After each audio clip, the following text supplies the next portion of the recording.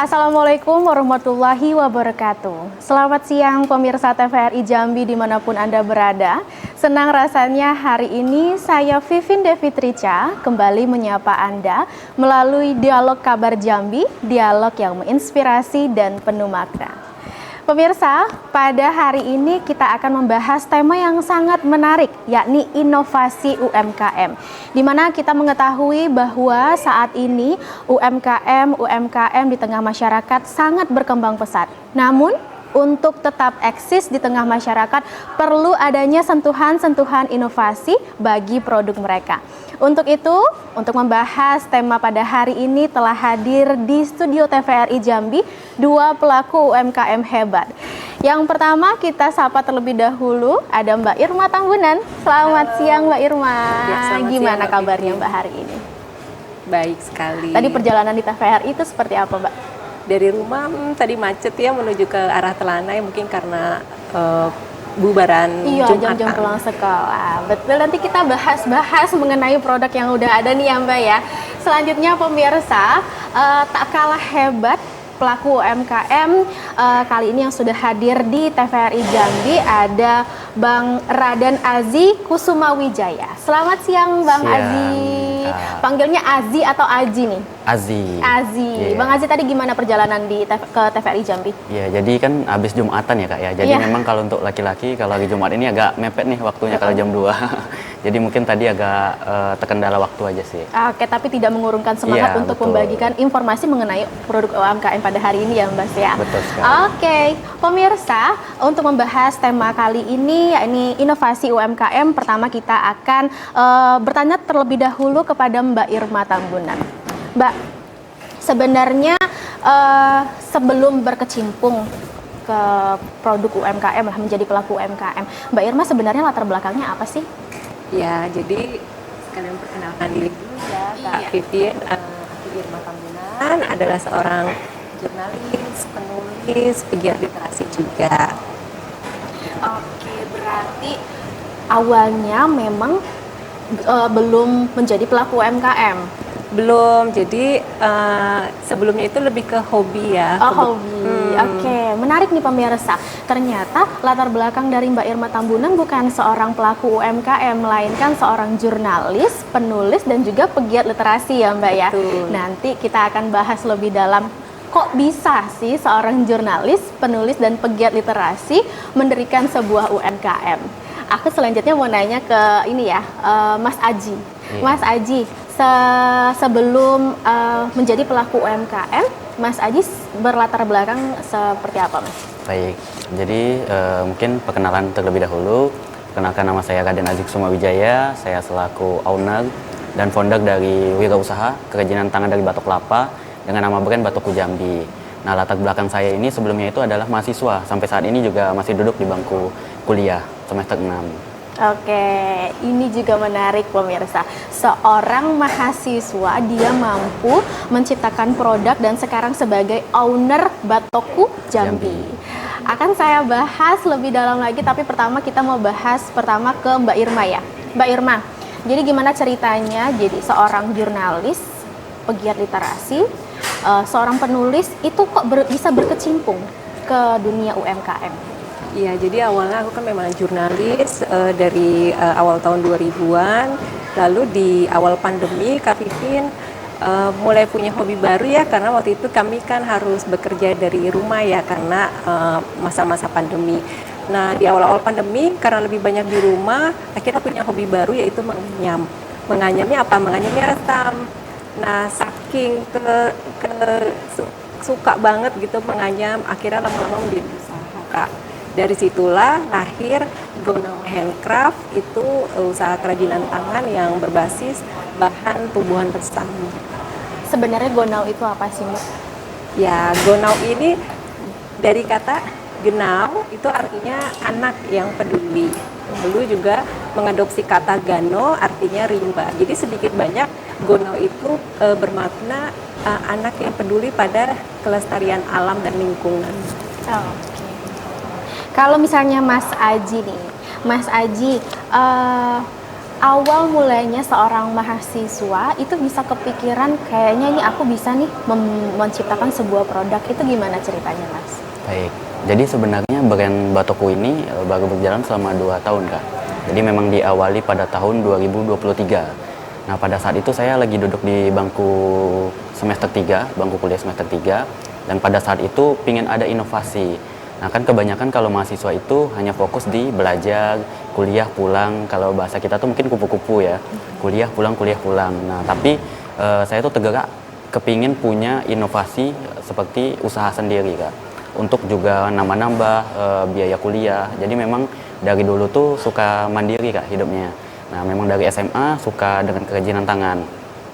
Tapi seriusnya itu pada tahun 2023. Dari situlah terbentuk Batokku Jambi. Pada saat itu saya ketemu dengan abang angkat saya, Bang Ahmad Sapri. Beliau pelaku ekonomi kreatif memang. Nah, namun beliau hanya membuat lampion pada saat itu. Lampion dari limbah pipa paralon. Nah, dari situ saya punya inovasi nih. Gimana kalau kita buat kerajinan tangan dari batok kelapa? Karena kan batok kelapa melimpah nih dari Provinsi Jambi. Nah, belum dimanfaatkan secara optimal. Dari situlah muncul brand Batokku Jambi. Oke, berarti nama Batokku itu juga ada relevansinya dengan bahan baku yang digunakan. Betul sekali. Oke, aku mau tanya lagi nih sama Mbak Irma. Mbak Irma, kita tahu ya, tanaman resam itu sebenarnya tumbuh di hutan-hutan tropis. Kalau Mbak Irma, untuk bahan baku dari produk Gonau ini dapatnya dari mana, Mbak? Ya, jadi kalau dulu di awal-awal kami memanen langsung dan melibatkan petani sebagai mitra kami. Nah, tapi kan di kemudian hari keterbatasan lahan itu membuat kita tidak bisa optimal lagi mengambil bahan tumbuhan resam ini di mana-mana gitu. Jadi semakin terbatas karena banyaknya fungsi hutan dan lahan. Sehingga memang sekarang kita benar-benar bertumpu pada dukungan dari petani-petani mitra kami untuk memasok bahan baku dari tumbuhan resam ini. Berarti sekarang Mbak Irma juga ikut bermitra dengan petani-petani lokal di Batanghari ya Mbak ya? Betul, sekaligus menjadi bagian dari edukasi kami dan harapan kami bahwa para petani ini bisa menjadi agen untuk turut serta dalam pelestarian lingkungan, karena kalau mereka membuka lahan jangan sampai mereka bakar, tetapi sebaiknya dimanfaatkan tumbuhan resamnya dengan dicabut, dipanen, dan tumbuhannya bisa dimanfaatkan untuk bahan anyaman tanpa perlu dibakar, Kak. Kalau misalnya Mas Aji sendiri nih, bahan bakunya batok itu ya, dipasok dari mana Mas kalau sekarang?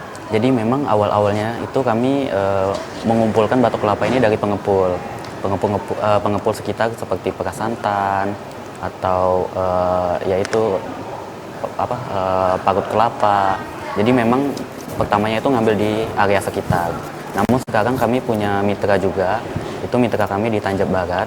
Nah itu kebetulan ibu-ibu di sana binaan dari Badan Restorasi Gambut.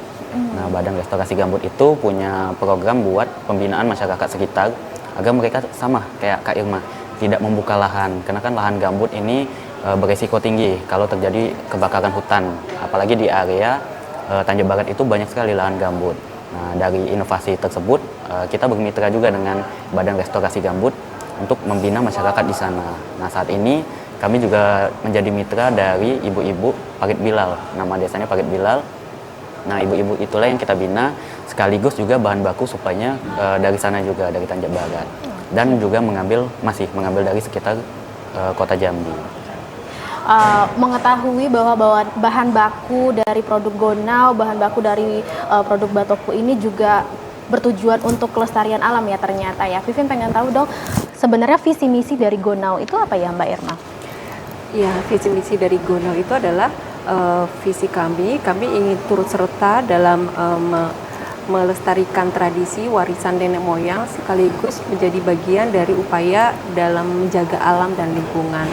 Nah, misi kami ingin juga memberdayakan para petani masyarakat sebagai agen-agen dalam upaya pelestarian lingkungan itu, sekaligus mereka turut serta dalam upaya merawat tradisi.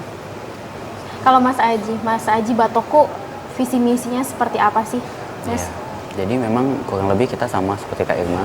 kami juga dari awal memang visi kami itu ingin melestarikan budaya dengan memanfaatkan kearifan lokal atau sumber daya alam yang ada di Provinsi Jambi. Nah, dari sumber daya alam ini, kami ingin misi kami menjadikan dari hasil sumber daya alam ini untuk kebutuhan dari para pelaku pembuat kerajinan kami ini. Jadi kami bermitra dengan masyarakat untuk kesejahteraan masyarakat. Jadi memang misi kami itu sebenarnya ingin mengajak anak muda juga buat ikut serta ini melestarikan alam kita dan juga membuka pikiran anak muda bahwa anak muda bisa kok membuat kerajinan tangan, membuat brand dari bahan baku lokal.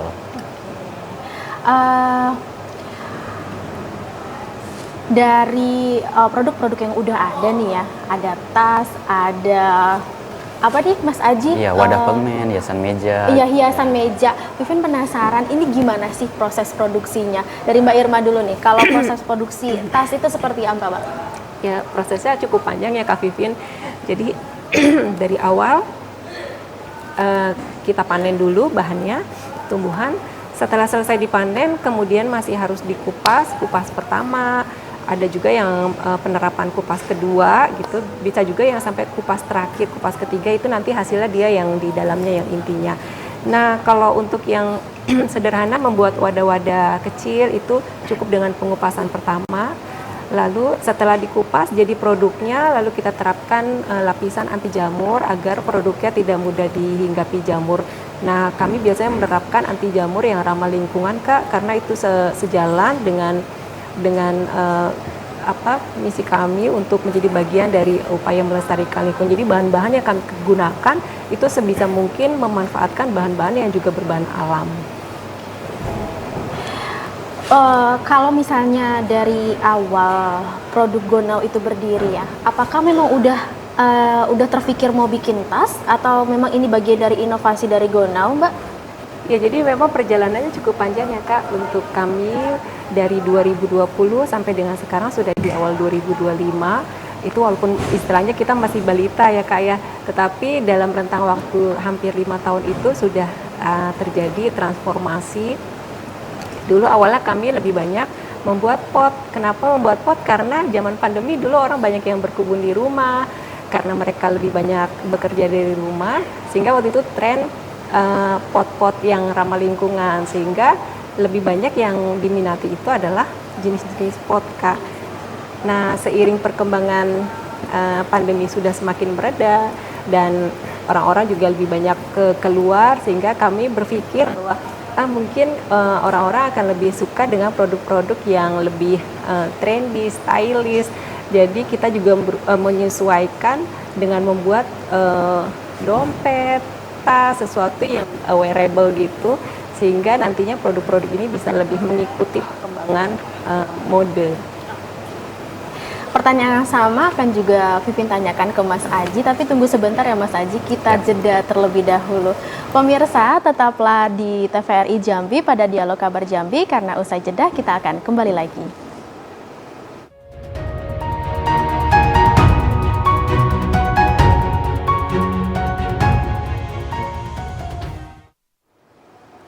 Terima kasih saudara, Anda masih bersama kami dalam Dialog Kabar Jambi. Pemirsa, tadi kita sudah menanyakan mengenai produk-produk dari Gonau. Selanjutnya saya mau menanyakan kembali pertanyaan yang sama. Proses produksi dari Batokku ini seperti apa Mas Aji dari awal nih? Baik. Jadi memang untuk proses dari awal batok kelapa itu menjadi kerajinan tangan memang banyak tahap-tahapannya. Mulai dari kami mengumpulkan, mencari bahan baku, dan bahan baku ini kan batok kelapa yang kita ketahui memang barang sisa dan biasanya itu para pengepul itu menumpuk-numpuk barang batok ini di tempat pengepulnya, jadi terkena air hujan segala macamnya. Jadi memang dari awal bahan baku itu memang kami proses dulu seperti pengeringan dan pembersihan terlebih dahulu, karena kan barang ini nanti bisa dipakai seperti wadah permen dan segala macamnya. Nah, kami ingin membuat barang ini steril dulu, jadi memang diawali dari tahap pembersihan dan pengeringan bahan baku, dilanjut dengan membuat pola. Nah, pola ini kita sesuaikan dengan desain yang sudah kami buat, kemudian dilanjutkan dengan pemotongan. Nah, pemotongan ini biasanya diukir, kami menggunakan mesin ukir, walaupun itu menggunakan mesin tapi tetap manual kita yang menggerakkan. Nah, disitulah skill pemotongannya itu memang diuji. Karena kalau kita tahu mesin yang kami miliki itu sebenarnya untuk motong kayu. Nah, di sini kita motongnya itu batok kelapa yang memang bahan dasarnya itu berbeda dari kayu memang. Dan dia lebih keras. Nah, di situ tantangannya. Karena mata gergajinya itu kecil sekali tipis. Jadi kita seperti mengukir, seperti menjahit gitu. Dari tahap mengukir, setelah mengukir kita masuk proses penempelan dan dilanjutkan dengan tahap pengamplasan dan finishing. Jadi kan memang batok kelapa itu kita tahu tebal. Nah, sampai dia tahap bisa mengkilat dan memiliki corak ini perlu dilakukan pengamplasan beberapa tahap, mulai dari pengamplasan kasar hingga halus. Nah, selanjutnya itu ya kita menggunakan finishing, dan juga kami juga menggunakan finishing yang ramah lingkungan. Karena barang ini akan digunakan untuk masyarakat seperti kehidupan sehari-hari, dan juga digunakan untuk untuk kita konsumsi, seperti kami ada membuat sendok, garpu, tentu harus dengan finishing yang food grade. Mas, tadi berbicara pola ya. Dari tahun ke tahun perkembangan dari Batokku, awalnya Batokku itu produknya apa aja? Terus sampai sekarang udah banyak berapa pola yang udah diciptain? Jadi kalau ngomong pola itu sudah banyak sekali Kak ya. Memang kami dulu buatnya cuma gantungan kunci. Karena gantungan kunci bentuk tugu kerisi ginjai. Itu saja satu model. Nah, sementara sekarang sudah berbagai macam model gantungan kunci. Mulai dari kearifan lokal itu seperti dulu tugu kerisi ginjai. Sekarang ada angso duo, jembatan gentala agasi. Dan rencana kami juga ingin bikin gantungan kuncinya itu bentuk candi Muaro Jambi. Nah, berangkat dari gantungan kunci, kami sekarang sudah berinovasi mengikuti zaman. Kami sekarang sudah membuat hiasan meja, home decor. Juga kami membuat plakat. Jadi keuntungan dari produk kami ini kami bisa custom. Nah, kebanyakan customer kami itu kepingin desain yang sesuai dengan bentuk yang mereka inginkan. Nah, kami membuka open itu custom yang sesuai desain dari mereka. Kadang kita bisa desain dari kami sendiri. Mungkin itu. Sekarang sudah macam-macam, mulai dari gantungan kunci, hiasan meja, miniatur. Kami pernah buat miniatur tugu kerisi ginjai dan jembatan gentala agasi. Dan juga aksesoris seperti cincin, gelang, kalung. Jadi memang dulu anggapannya mungkin barang dari batok kelapa ini hanya generasi tua yang menggunakan. Nah, sekarang kami mau mengubah mindset itu bahwa anak muda juga bisa kok pakai produk dari batok kelapa dan juga trendy. Keren. Salah satunya Vivin pakai gantungan kunci. Gantungan kunci. Iron Man. Oh iya. Kalau Mbak Irma nih Mbak, tadi Mbak Irma cerita kalau misalnya setiap lapisan dari tanah meresam itu bisa digunakan ya. Kalau misalnya yang tipis itu bisa untuk gelang yang tipis, kalau misalnya yang lapisan kedua itu bisa untuk produk-produk lainnya. Kalau misalnya tingkat kesulitannya itu, kalau misalnya bisa diceritain itu gimana Mbak, tingkat kesulitan setiap produk? Iya, jadi dari sebatang resam itu Kak, dia bisa dibuat dengan beberapa jenis karakter gitu. Jadi pertama dari batang awal ketika kita panen, kita cabut, itu kan dia karakter batangnya itu keras. Kalau kita itu tidak bisa dianyam karena dia sifatnya keras dan kaku. Tetapi bisa kita manfaatkan sebagai bahan misalkan untuk jadi tirai gitu. Dia untuk tirai ya, kalau disusun-susun itu bisa jadi tirai. Nah, kalau kita mau buat sebagai jalinan, maka kita perlu mengupas batang yang kaku itu supaya kita dapat karakter lenturnya. Tetapi ketika dianyam, batangnya itu masih perlu kita basahi sehingga pada saat dianyam tetap mulus sampai dengan selesai hasil anyamannya. Berapa jam Mbak? Kalau misalnya tas segede ini berapa lama nih jahitnya? Nih udah cantik banget. Iya, kalau kayak yang tas seperti ini kan besar ya, dan ini 2 kali pengupasan. Jadi pengupasan pertama dari batang yang kaku itu kemudian dikupas kembali sehingga menghasilkan karakter anyaman yang warnanya memang gelap karena dia ada di bagian dalam. Nah, kemudian ini dianyam. Biasanya kalau sehari untuk anyamannya sendiri bisa jadi sekitar 2 anyaman kalau hanya untuk buat anyaman. Nah, jadi biasanya tim kami di workshop di Pasir Putih itu biasanya kalau bikin anyamannya dulu gitu kan. Nanti setelah terkumpul baru kita mulai buat furingnya, buat furing gitu. Nah, kemudian kita buat jahitan talinya, jahit tali gitu. Jadi sekaligus gitu penyelesaiannya. Bertahap berarti ya, Iya, Mbak, ya? tetapi kalau dikira-kira mungkin dalam satu hari bisa satu orang itu bisa membuat keseluruhannya dari anyaman sampai produk jadinya mungkin satu, Kak. Menarik banget. Ini pun kalau misalnya satu hari satu itu bagi yang udah handal menganyam kan. Iya, Kalau iya. Pipin kayak baru sampai setengah deh satu hari. Iya, Kak. Ya karena pertama untuk anyamannya sendiri kan resam itu dia karakternya adalah karena dia adalah tumbuhan liar ya, Kak, sehingga batangnya itu juga kita harus pilih karena tidak semua batang itu misalkan warnanya coklat muda. Ada juga yang batangnya coklat tua. Jadi kita harus memilah-milah untuk kita yang seperti ini, batangnya yang seperti ini. Lalu untuk pengupasannya ketika kita kupas pun ada yang menghasilkan warna coklat muda dan ada yang coklat tua, ada yang kehitaman. Maka kita harus menyesuaikan dengan karakter tasnya. Kalau mau hitam berarti yang hitam kita kumpulin dulu, baru kemudian kita anyam. Berarti sangat teliti ya, Mbak. Betul, Kak.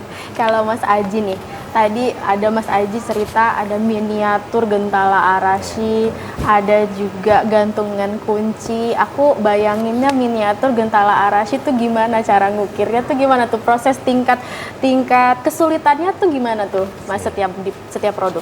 Jadi memang setiap produk itu ada kategori tingkat kesulitannya masing-masing. Karena kita berbahan dasar itu kan batok kelapa, kita tahu karakternya itu melengkung, tebal tipisnya berbeda, juga dari warna juga berbeda, Kak. Mungkin kalau kita lihat di depan ada yang warnanya putih gading dan juga ada yang coklat. Nah, putih gading itu sebenarnya ada batok warnanya itu putih gading. Mungkin masyarakat masih belum tahu. Itu biasanya buat batok-batok buat kue, perasantan gitu yang masih muda. Jadi karakter warnanya berbeda. Nah, mulai dari warna, terus juga tekstur, ketebalan itu juga berbeda, Kak, mempengaruhi. Kadang juga bagian dalamnya itu kadang suka keropos. Nah, kalau orang nanya, batokku itu bahan bakunya langsung ngambil aja ya? Enggak, kita seleksi. Jadi memang kita pilih satu-satu batok kelapa itu di pengepul. Mana yang kira-kiranya bisa kita manfaatkan sesuai dengan desain yang ingin kita buat. Nah, kalau berbicara dari miniatur tadi, tingkat kesulitannya memang luar biasa. Karena itu kita potong satu-satu seperti dadu, Kak. Potong dadu, kita susun tempel, baru kita sistem amplas. Jadi memang kita bentuk miniatur itu supaya bentuknya itu 3D. Kadang kan orang mikirnya, oh batok mungkin melengkung semua. Enggak, kita ada bikin kotak, ada bikin bulat juga. Nah, memang di situ skill yang digunakan memang lumayan sulit dan juga memakan waktu. Karena kan kita membuat kerajinan ini butuh kesabaran dan mood ya. Kalau memang lagi moodnya tidak baik, nah itu yang bikin susah buat kita berinovasi kan. Kadang kalau sudah capek, ya udah kita istirahat dulu gitu. Karena berpengaruh dengan hasil ternyata. Betul. Ya. Kalau satu miniatur itu satu hari bisa dapat berapa banyak? Nah, kita memang bikin konsepnya nggak sehari langsung jadi, tapi memang bertahap sesuai dengan target yang kita inginkan. Misal kalau satu minggu kita mau jadikan seperti 3 atau 4, berarti hari pertama kita fokus ke pemotongan, hari kedua fokus ke pengamplasan. Jadi memang itu kan banyak potong-potongannya, nggak 1-2. Nah, memang bertahap gitu. Diawali dengan mungkin hari pertama pemotongan, hari kedua kita lanjutkan dengan tahap pengamplasan, dan hari ketiganya biasanya finishing. Biasanya kalau miniatur itu kita kejar targetnya itu 1 minggu. 1 minggu bisa 2-3 miniatur. Tapi kalau kayak gantungan kunci itu berkisar 3 hari itu bisa kita upayakan sampai 20-30 gantungan kunci Per hari? Iya. Sangat menarik sekali ternyata. Jika dilihat ini hasilnya membutuhkan perjuangan di baliknya ya Mbak Irma, Mas Aji. Kita kan temanya inovasi ya. Pipin pengen tahu dong Mbak Irma, inspirasinya Mbak Irma untuk menciptakan setiap produk-produk baru dari Gonau itu dari mana sih inspirasinya? Ya, kalau sumber inspirasinya macam-macam ya, Kak ya. Pertama biasanya karena ada request dulu dari customer. Biasanya mereka nanyain, iya aku mau yang kayak gini dong. Pertamanya dari situ. Kemudian dari situ berkembang. Jadi waktu itu pernah seperti ini. Kami buat produk sebagian besar tas dan dompet itu kan untuk perempuan, untuk ibu-ibu atau remaja gitu ya, perempuan. Lalu ada bapak-bapak yang nanya, mau dong dompet untuk cowok gitu. Jadi bikin gimana yang karakternya lebih bisa cowok gitu.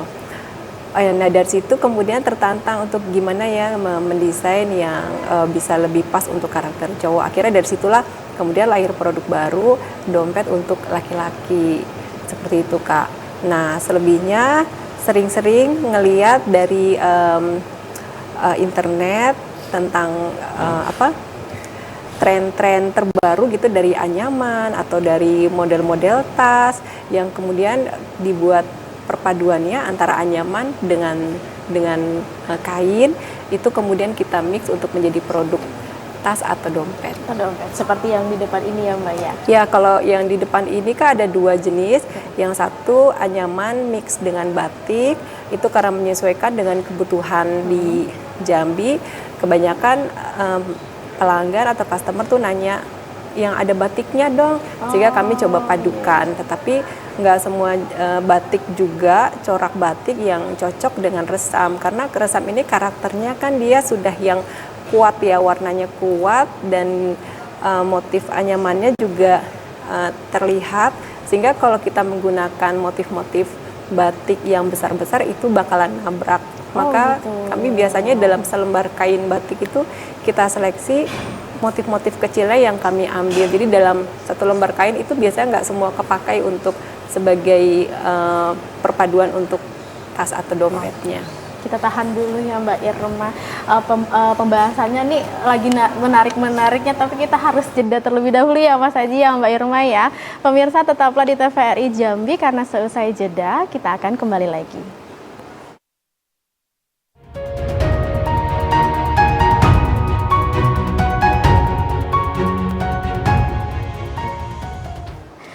Pemirsa, terima kasih karena Anda masih bersama kami dalam dialog Kabar Jambi dengan tema inovasi UMKM. Nah, Mas Aji, pertanyaan yang sama dengan Mbak Irma. Sebenarnya ini inspirasinya dari mana sih? Kepikiran ada gantungan kunci Iron Man, terus juga ada kelapa-kelapa, ada juga home decor, itu sebenarnya inspirasinya dari mana nih Mas? Baik, jadi memang berangkat kami itu kan dari kearifan lokal dari Provinsi Jambi. Nah, itu yang kami tekankan dari awal, ingin kita naikkan pada saat itu. Nah, namun berkembangnya zaman, kami juga mengikuti tren masa kini, seperti apa sih yang lagi booming pada saat ini, gantungan kunci apa gitu kan. Seperti anak sekarang kan hobi seperti One Piece atau Iron Man. Nah, maka kami coba buat karakter itu dalam bentuk batok kelapa. Dan ternyata dari hasil yang kita buat, anak-anak itu juga suka ternyata. Nah, mulai dari situ kami ngikutin zaman, yaitu juga belajar dari requestan customer. Nah, di situ sih inovasi memang. Karena kan kadang tuntutan dari customer ini ingin bisa nggak dibuatin seperti ini. Nah, itu menjadi tantangan dan pada akhirnya itu jadi produk kami yang kita produksi pada saat itu. Dan juga kami mengikuti keadaan juga pada saat itu lagi masa-masa lebaran gitu. Kita buat kotak tisu dari batok kelapa. Nah, akhirnya ibu-ibu juga ikut beli dan bapak-bapak juga suka seperti hiasan meja seperti ini. Nah, kami juga referensinya itu dari internet pastinya. Dan kami ngambil referensinya bukan sesama pengrajin batok, tapi dari kayu. Dari referensi kayu-kayu di luar sana tuh dibuat kerajinan seperti apa. Nah, kami coba terapkan ke dalam bentuk batok. Seperti itu. Boleh dong spill sedikit harganya berapa sih? Oke, kalau dari gantungan kunci kami jual itu yang paling murah itu 35.000.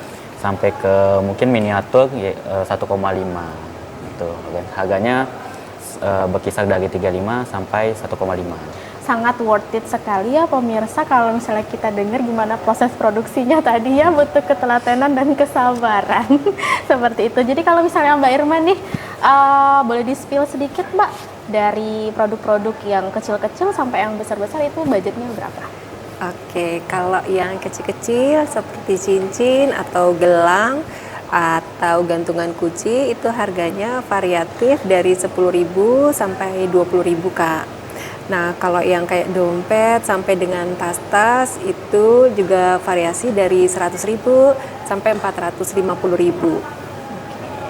Sama pemirsa, sangat worth it kalau misalnya kita dengar gimana Mbak Irma tadi prosesnya dari awal, harus milih ya Mbak ya, harus sabar menganyamnya sampai rapi seperti ini. Nah, selanjutnya nih Mbak Irma, sebagai pelaku UMKM, tentunya kita tahu bahwa tanaman resam ini juga nggak hanya ada di Provinsi Jambi ya, ada juga di provinsi-provinsi yang memiliki tanaman resam yang banyak begitu. Sepenting apakah inovasi bagi Mbak Irma untuk produk Gonau ini? Iya. Salah satu tantangan kami untuk mengangkat resam Jambi ini adalah bagaimana menciptakan produk yang itu bisa menjadi otentiknya Jambi. Jadi kalau orang nanya produk yang ini, oh itu yang resamnya dari yang dari Jambi itu ya, harapannya tuh orang bisa terpatri seperti itu. Nah, selama ini kan kita juga tahu resam itu tidak hanya buatan Jambi, tapi ada juga di Bangka Belitung, ada juga di Kalimantan. Di Kalimantan sudah terkenal dengan gelang simpai, lalu di Bangka Belitung sudah terkenal dengan kopiahnya. Nah, kami ingin membuat produk sendiri, dompet, tas, dan wadah-wadah yang itu harapannya memang bisa otentiknya produk Jambi. Nah, kami menyesuaikan dengan karakter-karakter Jambinya, menggunakan wastra Jambinya agar nama Jambinya sendiri bisa terangkat dalam produk kami, Kak. Kalau Mas Aji sebagai mahasiswa yang udah menjadi pelaku UMKM, owner dari Batoku, Mas Aji memandangnya sepenting apa inovasi bagi produk Batoku?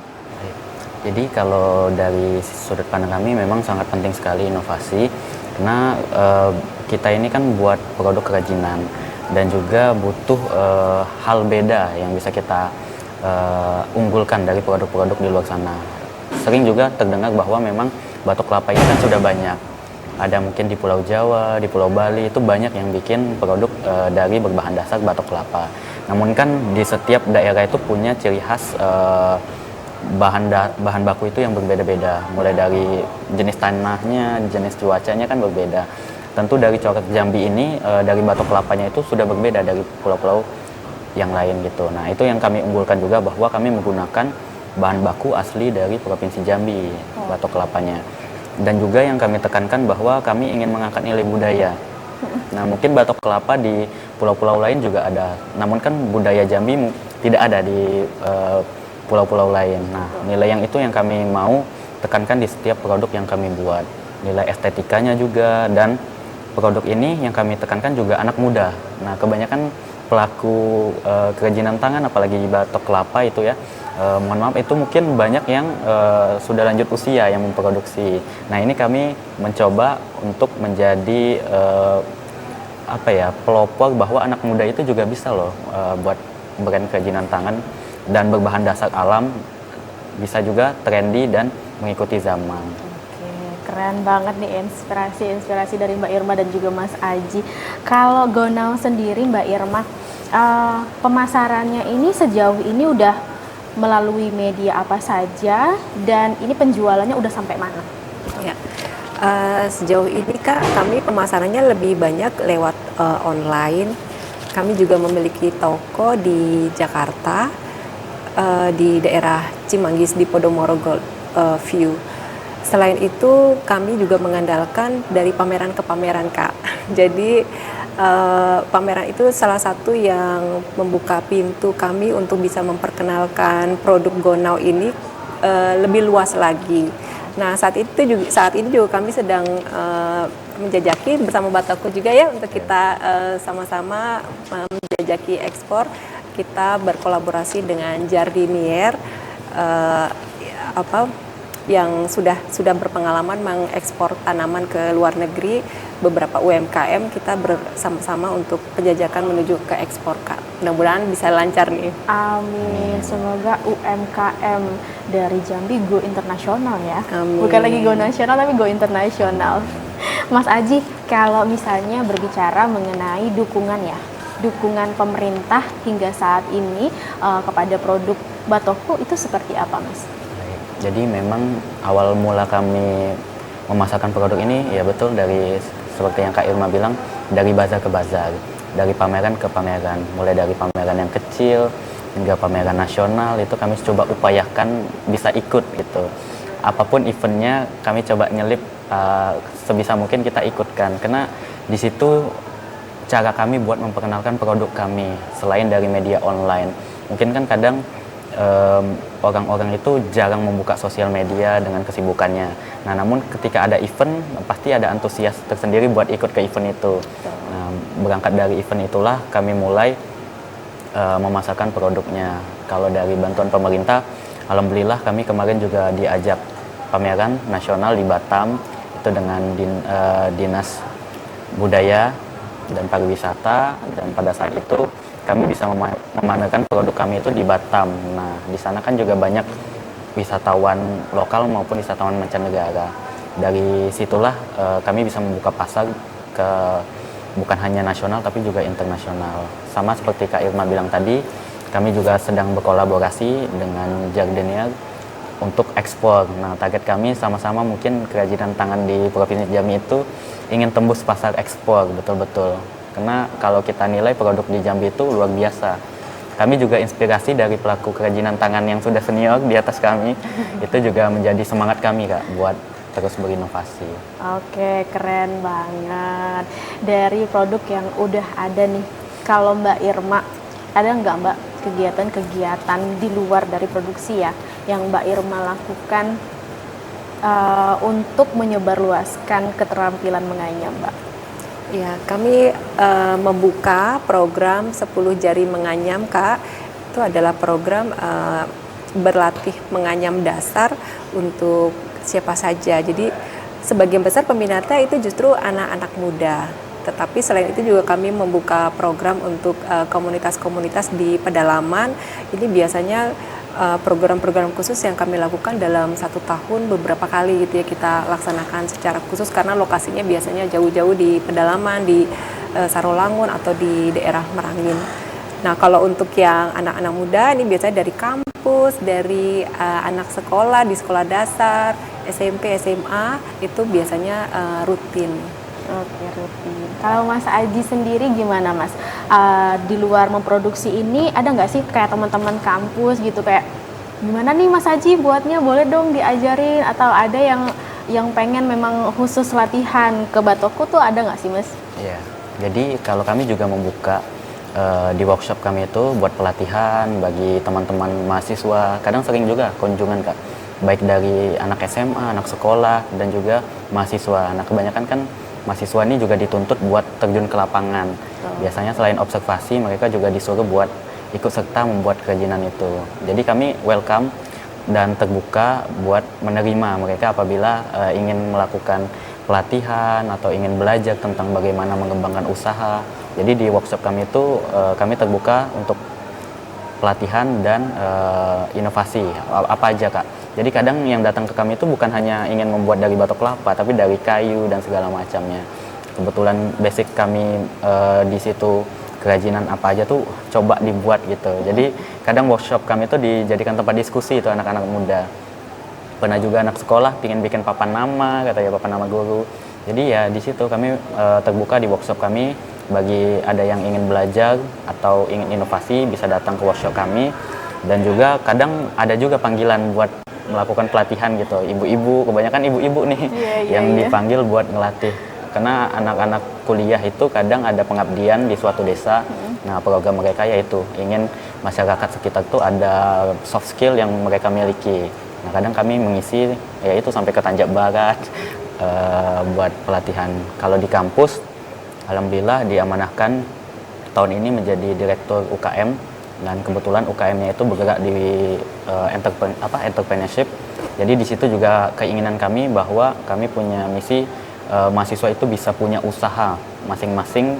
Jadi sebelum mereka wisuda itu mereka sudah ada basic dan sudah ada pegangan gitu, Kak. Jadi jangan sampai mereka bingung ketika sudah wisuda itu mau cari kerja kemana gitu. Keren. Nah, biar mereka bisa fokus buat ngembangin usaha. Keren banget Mas Aji, sangat menginspirasi sekali. Mas Aji, tadi kalau misalnya ada dukungan pemerintah ya, kalau dukungan keluarga gimana, Mas? Iya, jadi memang dari awal itu keluarga sangat mensupport. Mungkin kalau keluarga nggak support ya pasti ada kendala dan mungkin tidak lancar sampai di tahap ini. Memang keluarga sangat support apapun yang saya lakukan mulai dari dulu, mau dari hobi dan segala macam itu selagi positif keluarga saya support. Keren. Kalau Mbak Irma sendiri gimana, Mbak, dukungan dari keluarga terhadap pendirian produk Gonau ini? Iya, dari keluarga suportif sekali ya Kak ya, bahkan mereka ikut membantu dalam kegiatan produksi maupun pemasaran dan juga dokumentasi Kak. Jadi kayak suami saya itu bantuin untuk motret produk, lalu dari anak saya yang paling gede yang udah di SMA itu biasanya bantu dokumentasi. Kalau saya lagi ngasih pelatihan di pedalaman, dia yang nanti bikinin video dan produk videonya yang setelah jadi konten. Keren banget pemirsa, sangat menginspirasi narasumber kita hari ini. Tidak hanya dari produknya yang berinovasi dan juga menginspirasi kita, tetapi cerita-cerita di balik layarnya juga sangat menginspirasi. Pemirsa, tetaplah bersama kami karena usai jeda kita akan kembali lagi.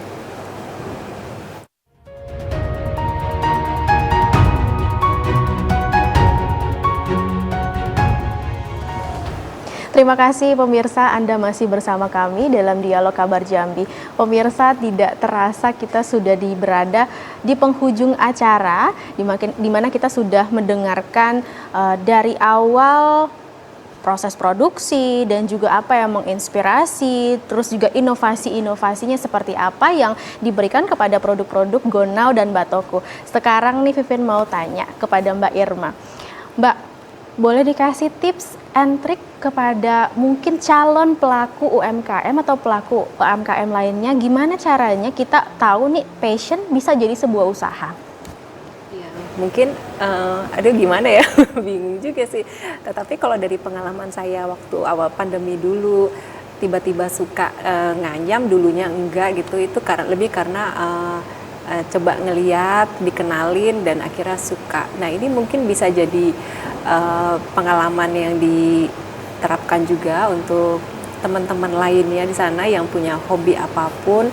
Siapa tahu itu bisa jadi peluang usaha.